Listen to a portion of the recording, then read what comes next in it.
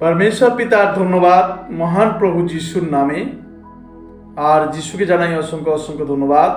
আজকে আর একটা বাক্য নিয়ে আলোচনা করব। তুমি কি সুস্থ হতে চাও? তার একটা প্রার্থনা করে নেব। সৃষ্টিকর্তা পিতা, তোমাকে অসংখ্য ধন্যবাদ প্রভু যিশুর নামে, আর যিশুকে জানাই অসংখ্য অসংখ্য ধন্যবাদ। পিতা, আজকে দেব বাক্যকে মনে দিয়েছো পিতা, তুমি সহবর্তী থেকে পবিত্র আত্মার দ্বারা সেই বাক্যকে সমস্ত মানুষের কাছে পৌঁছে দিয়েছো, এ আমার বিশ্বাস। এই জন্য অসংখ্য ধন্যবাদ প্রভু যিশু গুরুর নামে। আর পিতা, কি চাইবো না চাতে আপনি অকাতরে সব কিছু দিয়েছেন। আপনার সেই একজাত জীবিত পুত্র উদ্ধারকর্তা সেই মিষ্টি প্রভু যিশুর নাম থেকে চাইছি, আমেন। তো আজকে বাক্যের বিষয়বস্তু, তুমি কি সুস্থ হইতে চাও? তো আমরা এখন বাক্যে যাব। যোহন লিখিত সুসমাচার 5 অধ্যায় 1 পদ থেকে পড়ি। ইহার পরে যিহুদীদের একটি পর্ব উপস্থিত হইল, আর যিশু জেরুসালেমে গেলেন। জেরুসালেমের মেজদারে একটি পুষ্করণী আছে, ইব্রীয় ভাষায় সেটির নাম বৎসদা। তাহার 5টি চাঁদনী ঘাট, সেই সকল ঘাটে বিস্তর রোগী, অন্ধ, খঞ্জ, শুকাঙ্গ পড়িয়া থাকিত।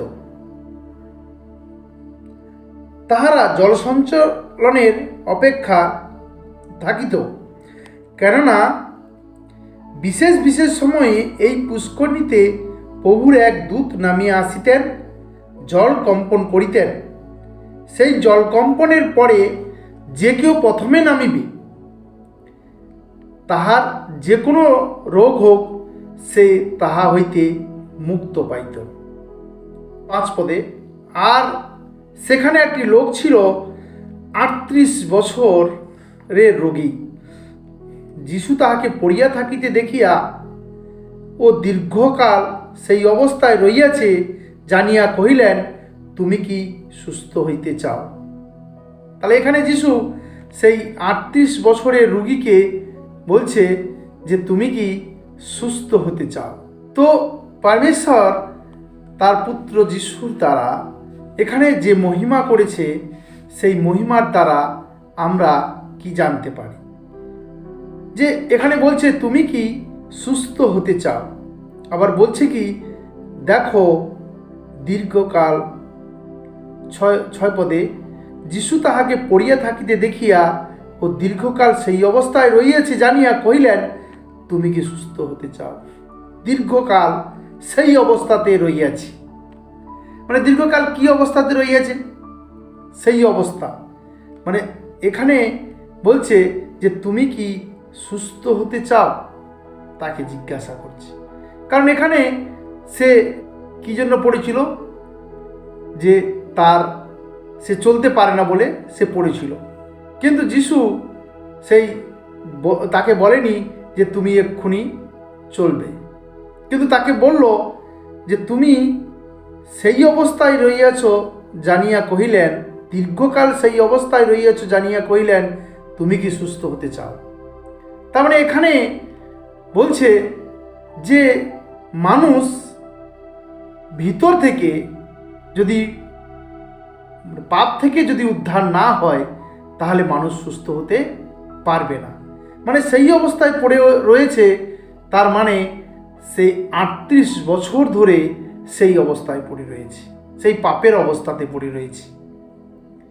এখানে যিশু 30 বছর বয়সে তার কার্যকাল শুরু করেছিল, কিন্তু এখানে পদরোগী 38 বছর ধরে সেই পড়ে আছে। যিশুর বয়সের থেকেও 8 বছর আগে থেকে সে সেই অবস্থাতেই পড়ে আছে। সেই পূর্বকালীন আদম হবার পাপেতে সে সেখানে সেই অবস্থাতেই পড়ে আছে। সেখানে যিশু গিয়ে বলছে যে তুমি কি সুস্থ হতে চাও? যদি পাপের ক্ষমা না হয়, তাহলে কোনো মনুষ্য সুস্থ হতে পারে না।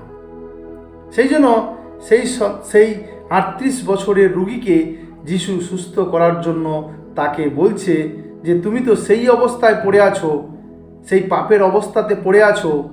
যদি ভিতরের পাপকে যদি না আমরা পরিষ্কার করি, তাহলে আমাদের বাইরের যে অবস্থা সেটা শুধরাবে না। আমরা যদি পাপের ফলে যা কিছু প্রবলেম, যা কিছু সমস্যা, বাড়ির থেকে শুরু করে, সংসারের থেকে শুরু করে, পরিবারের থেকে শুরু করে, স্বামীর থেকে শুরু করে, সন্তানের থেকে শুরু করে, সমস্ত কিছু যা কিছু সমস্যা, যা কিছু প্রবলেম আসে, সব কিছু সেই পাপের কারণেই আসে। বলছে আমি তো প্রার্থনা করছি, আমার তো স্বামী মদ খাচ্ছে, এখনও সুস্থ হচ্ছে না। আমি প্রার্থনা করছি, আমার ছেলে তো কথা শুনছে না। আমি প্রার্থনা করছি যে আমার পরিবার এখনও বিশ্বাসে আসেনি। আমি প্রার্থনা করছি, আমার গ্রামের লোক এখনও বিশ্বাস করেনি। কারণ কি? এখনও তারা সেই অবস্থাতেই পড়ে রয়েছে। কারণ নিজেকে যতক্ষণ না শুধরাবো, নিজেকে যতক্ষণ না পাপ থেকে ক্ষমা চাইবো, ততক্ষণ সেই আমাদের ধার্মিক হিসাবে প্রার্থনা শুনবে না।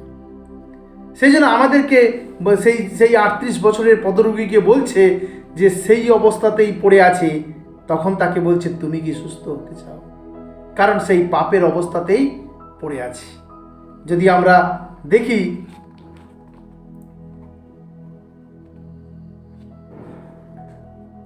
যোহন লিখিত সুসমাচার 5 অধ্যায় 13 পদে দেখি যে কিন্তু যে সুস্থ হইয়াছিল সে জানিত না তিনি কে। এবারে যে সুস্থ হয়েছিল সে জানতো না যে তিনি কে, কারণ সেখানে অনেক লোক থাকাতে যিশু চলিয়া গিয়াছিলেন। 14 পদে আছে, তারপরে যিশু ধর্মধামে তাহার দেখা পাইলেন আর তাহাকে বলিলেন, দেখো তুমি সুস্থ হইলে আর পাপ করিও না, পাছে তোমার আরও অধিক মন্দ ঘটে। তাহলে এখানে সেই যিশু সেই সুস্থ যাকে সুস্থ করেছিল, সে যখন যিশুর দেখা পেল, জানতে পারলো যে যিশুই আমাকে সুস্থ করেছে, তখন যিশু তাকে কি বলল? যে তুমি আর পাপ করিও না।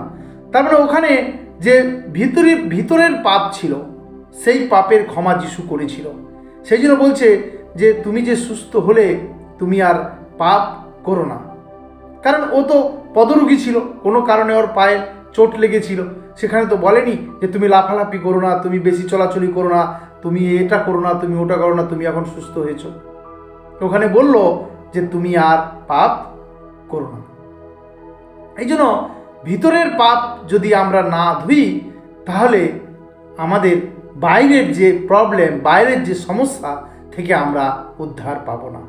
সেই জন্য সেই 38 বছরের পদরোগীকে বলছে, সেই অবস্থায় পড়েছিল, তখন যিশু তাকে বলছে তুমি কি সুস্থ হতে চাও? তার মানে যিশু এই পৃথিবীতে একমাত্র ক্ষমা করার অধিকার সেই যিশু, ঈশ্বরের সেই পুত্র যিশুর আছে। সে একজন, যদি আমি একটা উদাহরণ দেই, যে মাছের উদাহরণ। সমুদ্রের মাছ নোনা জলেতে বাস করে। সেই মাছকে নিয়ে এসে যদি আমি কি করি না, সেই মাছকে সরাসরি কেটে আমি রান্না করি, যদি লবণ না দেই, তাহলে সেই মাছের টেস্ট তো লবণবিহীন থাকবে। তখন মাছকে আমি বলবো যে মাছ, তুমি তো এতদিন নোনা জলেতে ছিলে, তো তুমি সেই এখনো পর্যন্ত কেন তোমার মধ্যে নোনতা প্রবেশ করেনি? কারণ মাছ বলেছে আমাকে এমনভাবে বানিয়েছে যে আমার মধ্যে ওটা প্রবেশ করছে না। সেই জন্য মানুষ আজকে কি করেছে, সেই শয়তানের কাছে এমনভাবে চলে গেছে যে তার মধ্যে একটু ঈশ্বরের বাক্য পৌঁছচ্ছে না।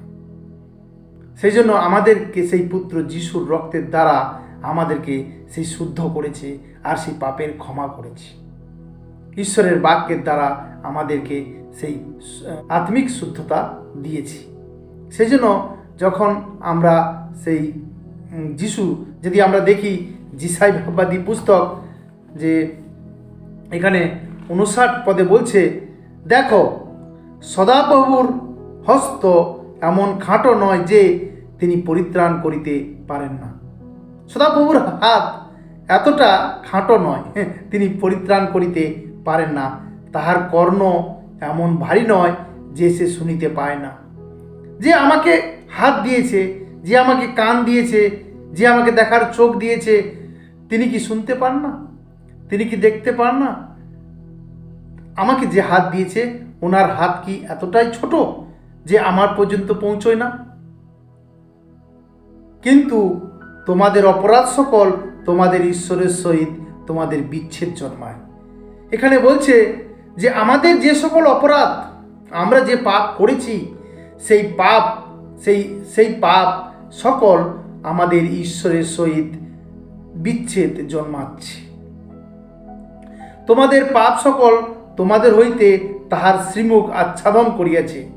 আমাদের পাপ সকল সেই ঈশ্বরের আশীর্বাদকে, ঈশ্বর তো করুণাময়, দয়াময়, ক্রোধেধীর, দয়াতে মহান, তিনি সর্বশক্তিমান, তিনি সর্বজ্ঞানী, তিনি সনাতন, তিনি তো করুণাময় ঈশ্বর, সর্বদা তাহার করুণা আমাদের মধ্যে আছে। কিন্তু আমাদের পাপ সকল সেই করুণা, দয়া, প্রেম থেকে আমরা বঞ্চিত আছি। এই জন্য তিনি শোনেন না। তোমাদের করতল রক্তে, তোমাদের আঙ্গুলি অপরাধে অসুচি হইয়াছে, তোমাদের ওষ্ঠ মিথ্যা কথা কইয়াছে, তোমাদের জিহ্বা দুষ্টতার কথা কহে। কোনো ধার্মিকতার অভিযোগ করে না, কোনো সত্যে হেতুবাদ করে না, তাহারা অবস্তুতে নির্ভর করে, মিথ্যা কথা কয়ে, অনিষ্ট গর্বে ধারণ করে, অন্যায় প্রসব করে। তার মানে এখানে যিশাই ভাববাদী পুস্তক 59 অধ্যায় 4 পদে বলছে, জিহ্বা দুষ্টতার কথা বলে, কেহ ধার্মিকতার অভিযোগ করে না, কেউ সত্যে হেতুবাদ করে না, তাহারা অবস্তুতে নির্ভর করে। যেসব জিনিস অবস্তু, সেই সব জিনিসের উপরে নির্ভর করে। তাহারা অনিষ্ট গর্বে ধারণ করে, অন্যায় প্রসব করে। সেই অন্যায়, সেই পাপের ফলে আজকে পৃথিবীর মানুষ পুরো পাপেতে পরিপূর্ণ হচ্ছে। যদি আমরা সেই পাপকে ভিতর থেকে না ধুই, বাইরে থেকে চান করলে, বাইরে থেকে পরিষ্কার করলে সেই ভিতরের পাপ যাবে না। সেই জন্য আমাদেরকে সেই ভিতরের পাপকে ধুয়ে মুছে পরিষ্কার করতে হবে। একবার একজন একটা কাপড়ের পেটি নিয়ে গিয়ে জলের ধারে সাবুন দিয়ে সেই কাপড়ের পেটির উপরে ধুচ্ছে। যদি ওই পেটির ভিতরে কাপড়কে না ধুই, তাহলে সেই নোংরা, সেই ময়লা কাপড় কি পরিষ্কার হবে? পেটির উপর থেকে তো কাপড় পরিষ্কার হবে না। সেই জন্য আমাদের মনকে ধুতে হবে। আমাদের সেই যে কোনো ধর্মের লোক, সে যে কোনো জাতির লোক, যে কোনো লোক হোক না কেন, যদি মনকে পরিষ্কার করে, তাহলে সে ঈশ্বরের শ্রীমুখ দর্শন করবে।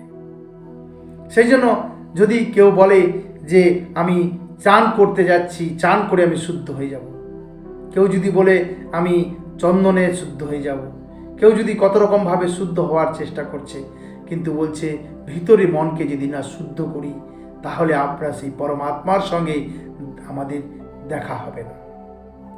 সেই জন্য তাহারা অবস্তুতে নির্ভর করে, মিথ্যা কথা কয়ে, অনিষ্ট গর্বে ধারণ করে, অন্যায়কে প্রসব করে।